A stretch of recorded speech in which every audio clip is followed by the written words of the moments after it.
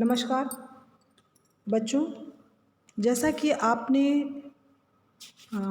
पाठ 3 आलो अंधियारी, जिसको बेबी हालदार ने लिखा है, उसमें पहले खंड में आपने लेखिका की पारिवारिक चिंताएं क्या थीं, लेखिका को अकेले रहना देखकर आस पड़ोस के लोग किस तरह की बातें करते थे, क्या बातें बनाते रहते थे, लेखिका को काम कहाँ मिला या लेखिका काम के लिए कितनी परेशान थी, लेखिका द्वारा घर बदल दिया जाता है और फिर एक कोठी में लेखिका को काम मिलता है और उस कोठी के मालिक लेखिका से बहुत ज़्यादा प्रसन्न हो रहते हैं और कहते हैं आप हमको तातुस कह सकती हो। तो यहाँ तक आपने इस पहले खंड में समझा था। अब उसी के आगे हम चलते हैं, पाठ के सार को आगे बढ़ाते हैं। तो एक दिन लेखिका उस कमरे में डस्टिंग कर रही थी, मतलब एक कमरा था, वहाँ लेखिका सफाई कर रही थी, जिसमें ढेर सारी किताबें अलमारी में रखी थी। उन किताबों में से एक बांग्ला की किताब निकाल कर वह उसे उलट पलट कर देखने लगती है। तभी वहाँ पे तातुस आ जाते हैं। तातुस द्वारा पूछने पर वह बताती है कि वह 6ठी 7वीं तक पढ़ी है।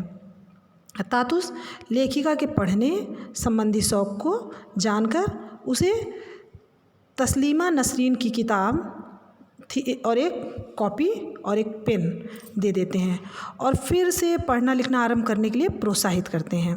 काम की अधिकता के कारण लिखना बहुत मुश्किल था, परंतु लेखिका तातुस के प्रोत्साहन के अनुसार दी गई किताब, कॉपी और पेन घर लेकर चली जाती है और अपने जीवन की घटनाओं को याद करके प्रतिदिन थोड़ा थोड़ा लिखना शुरू कर देती है। फिर वो ये शौक़ उसका जो धीरे धीरे है वो आदत में बदल जाता है। लेखिका का अकेले रहना और अपने 3 बच्चों के साथ रहना समाज के लोगों को बहुत ज़्यादा अखरता है। जहाँ वह रहती है वहाँ के लोग उससे अभद्र व्यवहार करते हैं। लेखिका निडरता व संयम बनाते हुए उन सब के दुर्व्यवहार को सहकर आगे बढ़ जाती है। एक दिन जहाँ वह रहती है उसके मकान मालिक का बेटा उसके घर आकर बैठ जाता है और वहाँ से जाने का नाम ही नहीं लेता। लेखिका उसके आंतरिक तुच्छ विचारों को भलीभांति जानती थी, क्योंकि वो सही कैरेक्टर का व्यक्ति नहीं था।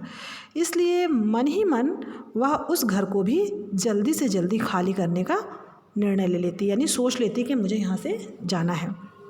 एक दिन लेखिका काम से घर लौटती है तो उसे अपने बच्चे रोते हुए और घर टूटा हुआ और सारा सामान रोड पे बिखरा हुआ दिखाई देता है। यह सब देखकर वह भी रोने लगती है।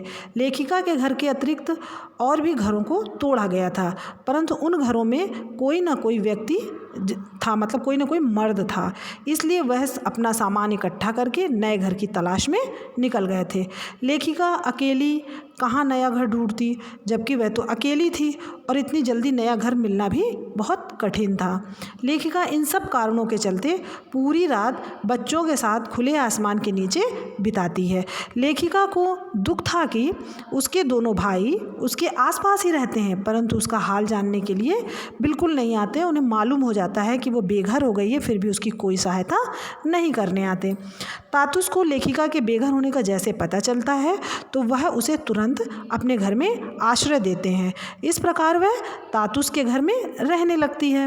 तातुस के घर में लेखिका और उसके बच्चों को जीवन की सभी सुख सुविधाएं पर्याप्त मात्रा में मिलने लगती हैं तथा तातुस लेखिका और उसके बच्चों का पूर्ण रूप से ध्यान रखते हैं तथा उसके बीमार पड़ने पर दवा का प्रबंध व समयानुसार दवा खिलाने का भी दायित्व निभाते हैं। तातुस के सद्व्यवहार को देखकर लेखिका आश्चर्यचकित रह जाती है। लेखिका का बड़ा लड़का किसी अन्य जगह काम करता है और 2 महीने में से उसकी कोई खबर भी लेखिका के पास नहीं थी। ये सोचकर वह उदास रहती है। तातुस द्वारा बड़े लड़के को खोजकर लेखिका से मिलवाया जाता है। तातुस इस लड़के को पास में ही काम दिलवाते हैं जिससे लेखिका उससे आसानी से मिल सके, लेकिन परंतु लेखिका तातुस के इन उपकारों को देखकर सोचती है कि तातुस उसके पिछले जन्म के पिता रहे होंगे, यानी बाबा रहे होंगे। लेखिका को अब किताब अखबार पढ़ने व लेखन कार्य में रुचि व आनंद आने लगता है। तातुस उसके लेखन को की फ़ोटोकॉपी अपने पास रख लेते हैं, मतलब वो जो आत्मकथा या जो वो लिखती है अपने विषय में उसकी एक फ़ोटोकॉपी अपने पास रख लेते हैं और उसे अपने मित्र को भेज देते हैं। इस तरह तातुस के साथ उनके मित्रगण भी लेखिका के लेखन से प्रभावित होते हैं और निरंतर उसका उत्साह बढ़ाते रहते हैं। लेखिका तातुस के मित्र को जेठू, जेठू कहते हैं पिता का बड़ा भाई, ताऊ जिसको होता है उसको कहते हैं जेठू, तथा शर्मिला को दी कहकर संबोधित करती है। जेठू लेखिका को आशापूर्णा देवी नाम की प्रसिद्ध लेखिका का उदाहरण देकर उसका हौसला बढ़ाते हैं। तातुस के छोटे लड़के अर्जुन के 2 मित्र भी वहां आकर रहने लगते हैं, परंतु उनके अच्छे व्यवहार से लेखिका उनके काम को खुशी खुशी करने लगती है।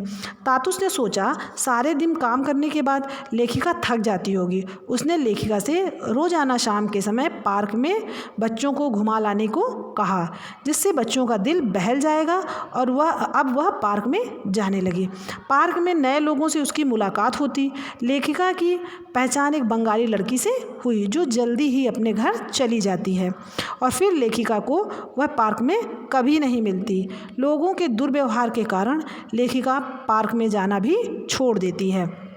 फिर एक दिन लेखिका के पिता उससे मिलने आते हैं। लेखिका द्वारा अपने पिता से माँ के बारे में पूछने पर पता चलता है कि उसकी माँ का देहांत हो चुका है। वह रोने लगती है क्योंकि उसके भाई व भाभी ने माँ की खराब तबीयत तथा निधन के बारे में जानते हुए भी उसे कभी कुछ नहीं बताया और अंतिम समय में वह अपनी माँ से नहीं मिल पाती है।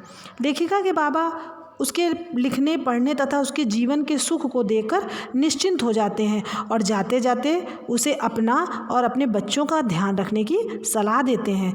लेखिका के पिता पहले उसकी कोई खोज खबर नहीं लेते थे, परंतु अब वह उसका हालचाल जानने के लिए फ़ोन करने लगते हैं। लेखिका की पत्रों के माध्यम से कोलकाता में जेठू व शर्मिला दी तथा दिल्ली में रमेश बाबू से पक्की दोस्ती हो जाती है। उसे आश्चर्य होता है कि उसके साधारण से लेखन को इतना पसंद किया जा रहा है। शर्मिला दी उससे व्यक्तिगत संबंध रखती हैं और लेखिका से उसकी नापसंद पसंद के बारे में पूछती हैं। लेखिका सोचती है कि यदि तातुस उसे ना मिले होते तो ये जीवन उसे कहाँ मिलता तथा उसके लेखन को उनकी इतनी लोकप्रियता भी नहीं मिल पाती। अब लेखिका का जीवन तातुस के घर में आकर बदल गया था तथा उसे जीवन में नई दिशा मिल गई थी। उसका बड़ा लड़का उसके पास ही दूसरे घर में काम पर लग चुका था। दोनों छोटे बच्चे स्कूल जाने लगे थे तथा लेखिका स्वयं भी लेखिका बन गई थी। पहले उसे लगता था कि वह अकेले इस संसार में कैसे स्वयं के अस्तित्व को बना पाएगी, परंतु तातुस व उनके मित्रों के प्रोत्साहन से वह जीवन की जटिलता का सामना करने में सक्षम हो जाती है। अंततः वह दिन भी आ जाता है जब उसकी लेखन कला को एक पत्रिका में स्थान मिल जाता है। पत्रिका में उसकी रचना को आलो अंधियारी बेबी हालदार शीर्षक से छापा जाता है। अपने लेखन को पत्रिका में छपा देखकर लेखिका अत्यंत प्रसन्न होती है। तातुस के प्रति उसका मन कृतज्ञता एहसान से भर जाता है, जिसके फलस्वरूप वह तातुस के पैर छूकर उनसे आशीर्वाद लेती है। तो ये था आलो अंधियारी का सार, जिसमें पूरी कहानी जो लेखिका है उसके जीवन के आसपास ही घूमती रहती है। कौन से लोग उसके जीवन में आते हैं, किसके द्वारा वो प्रोत्साहित होती है, कैसे वो लेखन क्षेत्र में आती है, ये सारी चीज़ें बताई गई हैं। आशा है कि आपको ये समझ आया होगा। धन्यवाद।